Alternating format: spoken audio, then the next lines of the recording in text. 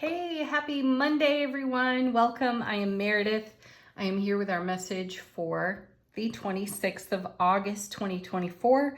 We're using the Oz and Wonderland Tarot for our message today. We've got the Sun in Virgo, the Moon is in Gemini. We have all of our beautiful retrogrades. How are you using them to your highest and greatest potential? What is it? We've got Pluto, Saturn, Neptune, Mercury, Chiron, all retrograde. Check it out for yourself, read up on those, and make the most of them. Mercury's going to go direct, I think, on Wednesday. Woohoo! What are some of your Mercury retrograde stories? Put them in the comments. And speaking of comments, thank you all so much. I have read them. I have yet to respond to them. Thank you for putting them there, though. I deeply appreciate hearing from each of you. So yeah, if you feel guided, leave a message.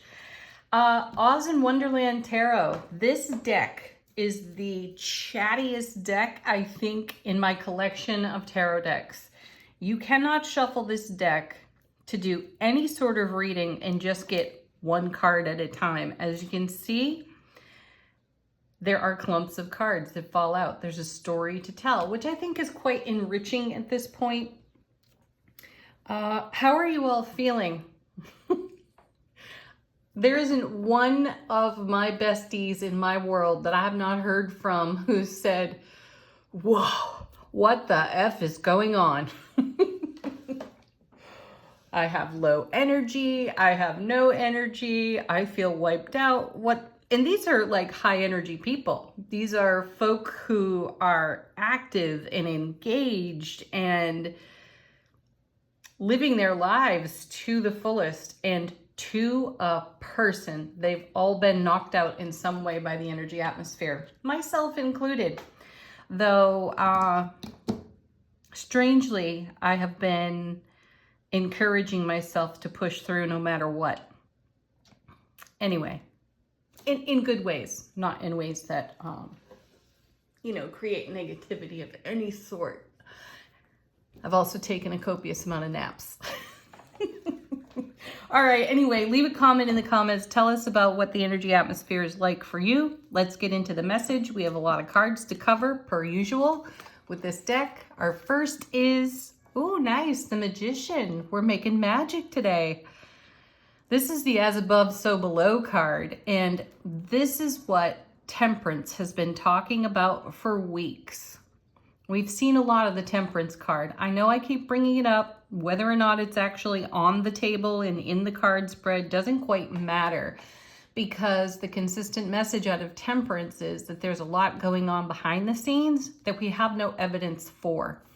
And I feel like the Magician card, coming out as our first card in today's message, is a sign. It's a message. And it's bringing some tangible evidence.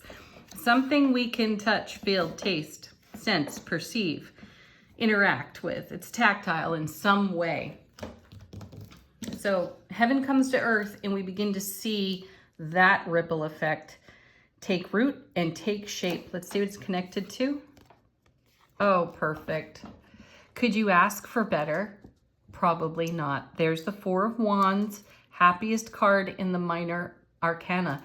This is the joy of celebrating our lives. Excellent. And I sense that we could all really benefit from making sure we celebrate in some way. How are you doing that? How are you celebrating your super stable, passionate, happy, creative, fulfilling Four of Wands lifestyle? So the magic is going to happen there. It's going to happen in the, what we would call the mundane. There's nothing mundane, really. Though I'm speaking to the tangible physical world. We're going to start seeing ways to, or engage with, the energy atmosphere in a way that doesn't feel so ephemeral, let me share this with you. This is an interesting story. Story time, folks. So there's a spirit that lives in my house, and not long after I moved into this house, she made her presence known.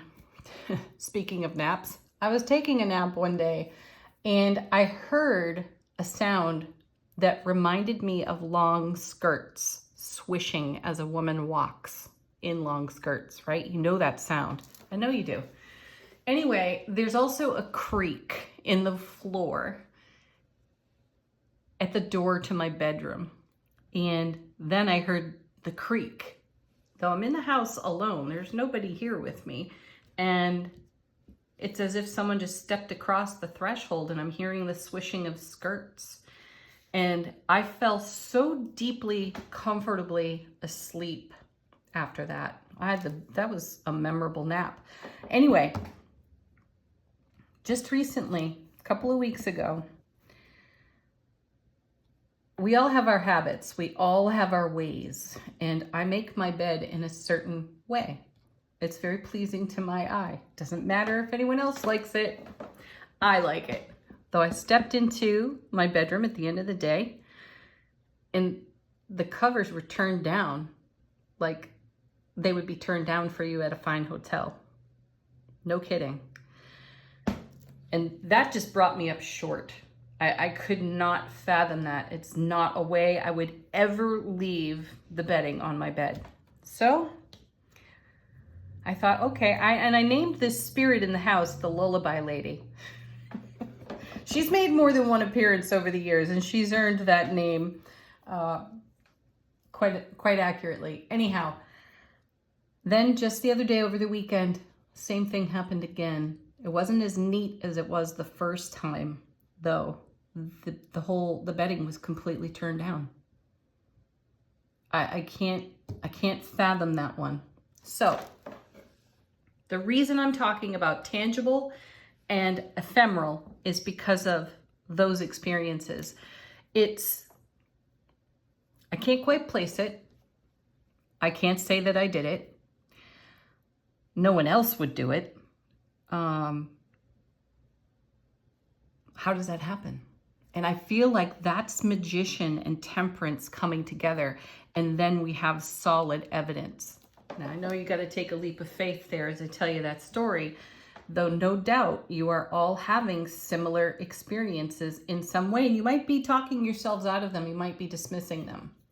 So be awake, aware, and alert for signs of the Four of Wands manifesting in your world and seeing evidence of the ephemeral becoming tangible, something you can touch and interact with. So let's see what's next in this set of 4 cards. Where are we headed with this? Tower. I just heard as I turned this card over, after the storm. Okay, next. The Ace of Wands. Hey, that's exciting, because how many times have I shared with you the aces take the challenge, the sting, or any potential reversal style energies out of other cards. So the damage of the Tower is negated by the Ace of Wands here. You gotta love that. So what does the Tower do? Well, it levels the foundation, doesn't it? And I feel it's the sign of what inspires us to rebuild after the storm, as my guides just so generously offered up to us. And here's the Ace of Wands, pure passion, pure creativity, inspiration, motivation, and the desire to get up and go, create, and make something happen.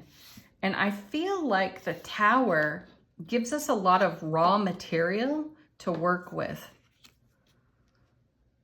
So consider the Tower in this sense, in that it's a tornado, and tornadoes are seen as extremely destructive, and they are, not minimizing that at all, though it reduces order to chaos, and out of chaos comes an opportunity, a fresh opportunity. And with the Ace of Wands, you know what to do with the opportunity. You know how to direct the fire, the passion, the creativity, and you feel motivated to do so.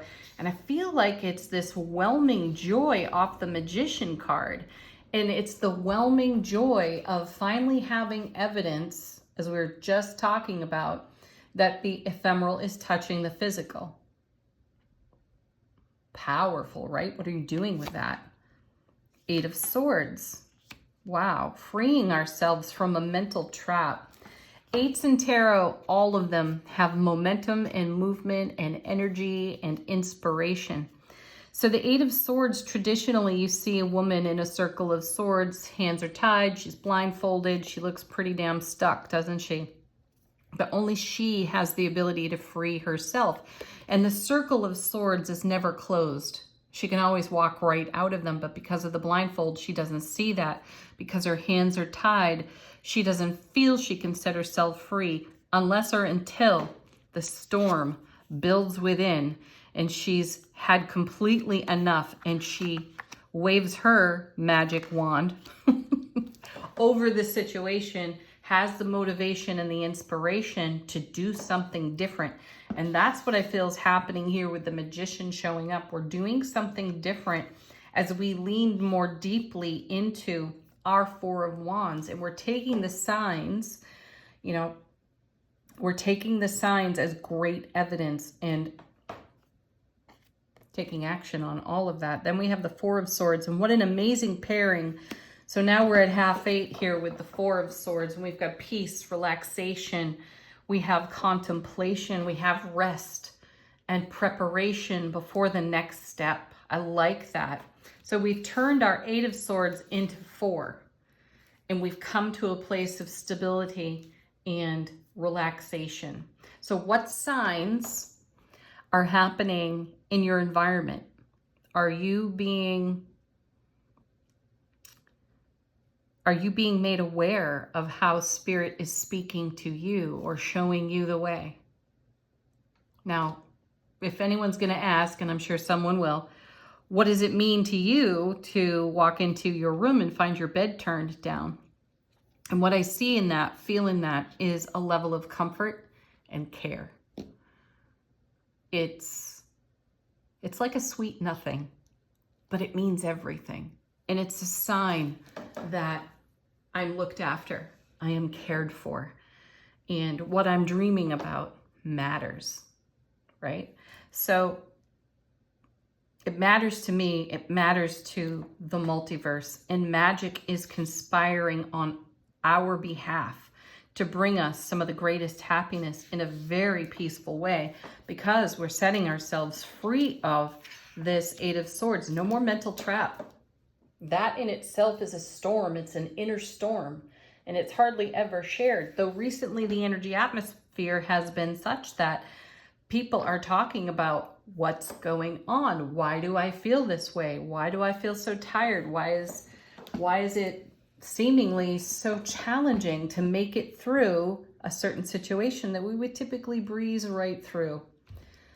And it's because heaven is moving earth on our behalf and bringing a whole new frequency into our life experience that elevates and accentuates our happiness and our peace. That's awesome. Oh, yeah. And there's more evidence right there in the Page of Cups. I know I said it before. This little guy looks just like my little tiny nephew. He's adorable, oh my word. Anyway, Page of Cups is a great manifestation card. You know, you see the fish jumping out of the cup in traditional tarot, and that fish is yet more evidence of what you are dreaming into this world is actually making its way into this world. It's happening here on the page. So what we're seeing are new beginnings, fresh starts, and fresh signs. So be on the lookout for them. You might see it on a billboard. You might see it on a license plate. You might see it, goodness knows where you'll see it. It could be the spirits in your house showing you something you need to see. All right, next set of 3, Chariot. Yeah, I like that. This is very dynamic energy. It's number 7 out of the major arcana. Also, 7's in tarot. Heaven touches earth. It's the 3, the number of heaven, 4, the number of earth, heaven coming to earth. So we're getting that message on repeat here. So the signs are revealing to you a conversation between you and the divine all that is. And the divine all that is speaking to you in a language only you can understand. So my guides say, pay attention. And then we have, ooh, nice, the 10 of Wands. I was just talking about how the Tower brings us raw material. So we have the Ace of Wands here. Now we have the Ace of Wands to the power of 10. That's a lot of fire. That's a lot of creativity, passion, motivation. And how are we going to use that? You know, take a look at this too. This little lizard person is on the roof of a house. And, you know, the tornado is pretty much taking everything out in its path over here. And through the energies of the wands, we are in construction mode. So what are you constructing? Use the raw material that's on offer to you in the now to dynamically and deliberately build on your dream, because the energies are picking up their pace now. Things are going to start to move a little more swiftly and quickly. So be deliberate in your actions. That's the message of the Chariot for sure. Be deliberate in your actions and the way that you use the raw material that's on offer to you in the now to build on your vision, your dream. And then we have, oh, perfect. Yes, bring the heart of the lion, all of your strength, courage, and vulnerability to what means the very most to you in the now. I also hear this is what loyalty blesses you with. Being loyal to your vision, being loyal to your dream. Every step you take, every action that you bring your motivation into, right, creates a reward for you that builds the strongest of all foundations. So stay loyal to your vision and your dream. Let's see what's on the bottom of the deck. How is the universe helping us out behind the scenes? I think we have really great evidence here in the main body of the reading. Yep, bottom of the deck. What do we not know for sure that the universe is attempting to get our attention with? This is one of the extra major arcana cards in this deck. It's called the Witch. And this is about nature, cycles, rhythms. Pay attention to the atmosphere, the environment that you're in. Nature, this is a card that'll let us know that nature is speaking to us as well. What birds, what animals, what creatures are showing up in your world? And look up their spiritual meanings online. I saw a hawk the other day. I had to go look up the message of hawk, right? So you can look them up online. You could check out Ted Andrews' book, Animal Speaks. I don't know if it's actually in print anymore.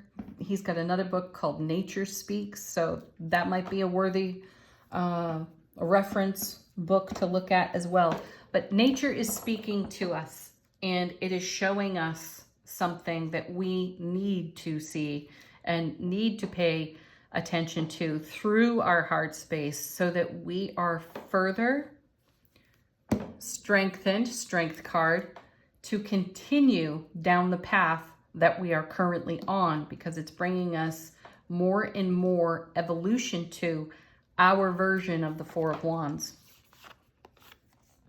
Oh my word. The Sun. Again, doesn't get any better. And now we have two of the happiest cards in tarot. We have the Four of Wands from the minor arcana and the Sun from the major arcana. Two of the happiest cards are on the table. It does not matter what challenge you are facing, what tower has toppled in your world. Something amazing is coming from that, and you have all of the raw material to make the most of it. And there it is, Three of Swords. Again, negated by the powerful energy of the Sun. The Three of Swords here becomes the reminder of what strengthens us, why we're engaging the heart of the lion in this situation, right? In the Three of Swords, you typically have pain, loss, and sorrow of the past, you know, and it's a card that everybody feels exasperated by when it gets turned over. They have the, oh no. It's even worse often, you know, when I do one-on-one readings with people and they see the Three of Swords, they're like, no. It's worse than seeing the Death card. For most people. Most folks are afraid of the Death card, which is a card to totally embrace. Though, so too is the Three of Swords, because this is the card right here that encouraged you to pull the swords out of the heart and make new choices and be loyal unto your soulful self, right? And this is what makes you vulnerable. That vulnerability is really your strength. So don't be afraid of that. Be courageous enough to be your personal strength. Never look outside yourself for that. It's always within you. And nature is going to show you the way, and the sun is going to shine on it and bring you so much joy and happiness. Excellent. Now we have the Page of Swords, information incoming. And I feel like this is a bit of a repeat of the Four of Swords over here, because you have the Ace of Swords with the Page. And then you have the 3. So these two together make 4. So it's the 4 twice as far as I'm concerned. Peace, relaxation, contemplation, dreaming your dream, not settling for less, no breadcrumbing. Beautiful.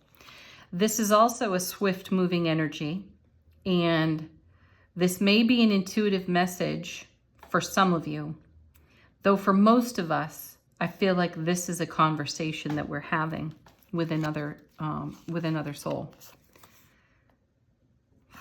Nice. 5 of Cups. Wow.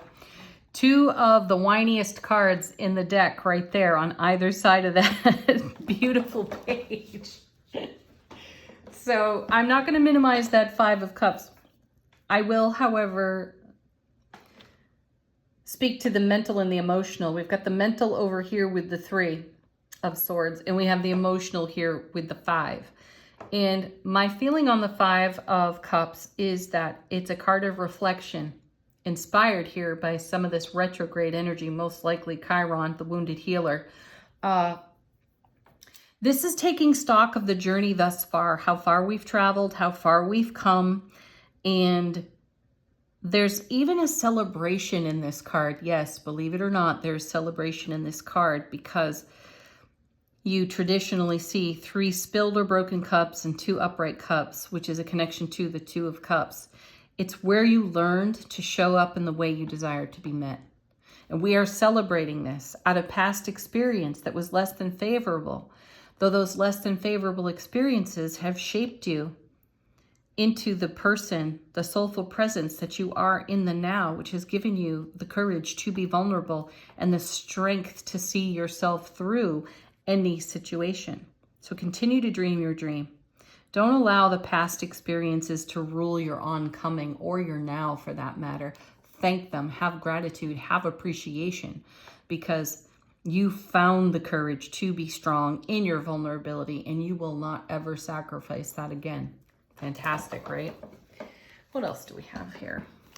We have the Fool, with the Queen of Cups, the King of Wands. It's all good. 9 of Cups. See? Fantastic stuff. There's our beautiful Death card, transformation, and on it goes. Oh, hey, and not too far away from the Death card is the High Priestess. That's sweet every single time. I love how that happens. All right, angel answers. Let's get some. What do the angels have to say? Guides, angels, ancestors. Do you have a question? If you do, put it to this deck. Let the cards be an answer for you. Or just simply allow the angelic realm to speak. What's its message? If you believe, what do you believe? Check that. Check that against your programming or your overprotective ego. What do you actually believe to be true? And then take action on that. I like that. Get more information. Those two are perfect for one another. Checking your belief system. Is it programmed? Is it your overactive, overprotective ego? So get more information on your belief system. Test it. Is it worthy? Is it still worthy? Likely it isn't because of the Three of Swords and the Five of Cups showing up. With the Page of Swords in the middle, there's new information available. So getting more information is key to whatever it is. Then you have compromise. So there's a bit of negotiation going on between soulful presence and a very active ego. So compromise between the two. Find the middle way between the two until you can have some solid footing on an old belief system that's being purged and on its way out, that isn't serving you, and lean far deeper into your strength. The Strength card is also the energy of Leo. And I just want to say something. My guides are reminding me of this. Leo has a very interesting quirk. They are extremely patient individuals, or Leo energy is very patient and very accommodating. And think about a big cat in the tall grass hunting, right? They'll stay still. They won't move a muscle. They won't even twitch until the moment is right to strike. And that's what I'm sensing here. In the energy of the Strength card, a lot can happen right in front of you that you do not engage in. And when the moment is upon you, you take an action without hesitation. Thank you, Chariot card, for showing up. And that's exactly what's happening here. So we're like that big cat in the tall grass, taking a look at our belief system, and we're not reacting. We're not even overreacting. We're allowing more information to reveal itself because nature speaks. The Witch card over here, nature is speaking, and we're weighing out our options as we are in the tall grass and being a witness to everything. So do that. That's why the Four of Swords is so important here. Preparation for whatever comes next. Considering past experiences and how you've been strengthened again. Whoa, that was weird. I don't know. I hope that came out on video. It sounded like somebody just sneezed or coughed in the other room, and there's nobody else here. I just broke out in goosebumps over that too. Weird. Okay, let go. Excellent. You let go of whatever tension is building as you are in contemplation and in preparation. There is no tension there. There is only the grace of the next action. That's what I'm sensing here. And you have everything, 10 of Wands, that you require, all that raw material to draw upon and invest in whatever's next. Next card. Gosh, I'm still breaking out in goosebumps within the next few weeks. It's a timing card in this deck, and you know I put no stock in timing, no clocks, no calendars here.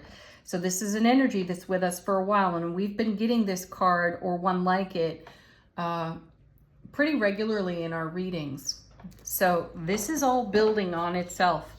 The way that heaven touches earth, magician, magically on our Four of Wands foundation, and how the sun is shining on everything that's in our consideration after the storm of the Tower. So this is all really good, positive, wonderful sign. Final word on the reading. Angels and ancestors. How's our soulful presence informing our waking consciousness? We have two. First is the Heart Guardian. Love and let yourself be loved. Love and let love. Live and let live, right? I like this. Show up as the love that you are. And then we have the Warrior. Be fearless and stand strong. That's it right there. These two cards summarize this entire reading, start to finish. And that's miraculous. Have the most amazing Monday ever. Peace, love, joy, happiness. Namaste.